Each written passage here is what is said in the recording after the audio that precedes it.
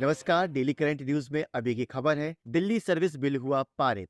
हाल ही में Delhi service bill संसद के दोनों सदनों से पारित हो गया। भारत के राष्ट्रपति द्रौपदी मुर्मू द्वारा हस्ताक्षर किए जाने के बाद यह कानून बन जाएगा। बिल के समर्थन में 131 वोट पड़े, जबकि विपक्ष में केवल 102 वोट ही डाले गए। इस बिल को औपचारिक रूप से राष्ट्रीय राजधानी क्षेत्र दिल्ली सरकार संशोधन विधेयक 2023 कहा जाता है, जिसके जरिए केंद्र सरकार को दिल्ली में अधिकारियों के तबादले, नियुक्ति व निगरानी समेत कई अधिकार मिल जाएंगे। विपक्ष के अनुसार यह सुप्रीम कोर्ट के उस आदेश को खत्म कर देता है जो दिल्ली सरकार को अधिकांश सेवाओं पर अधिक नियंत्रण देता है। इस विधेयक के अनुसार राष्ट्रीय राजधानी के अधिकारियों से पूछताछ और निलंबन केंद्र के नियंत्रण में होगा।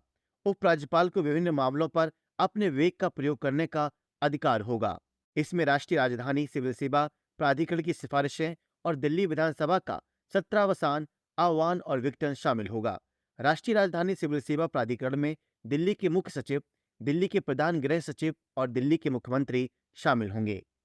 आइए अब जानते हैं यह विधेयक लाने का कारण क्या है।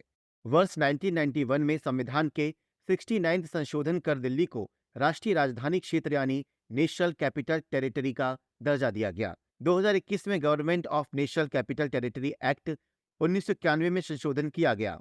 दिल्ली सरकार ने सुप्रीम कोर्ट में चुनौती दी, जिसमें न्यायालय ने कहा कि दिल्ली की नौकरशाही पर चुनी हुई सरकार का ही कंट्रोल है। वह अफसरों की ट्रांसफर पोस्टिंग पर भी अधिकार उसी का है।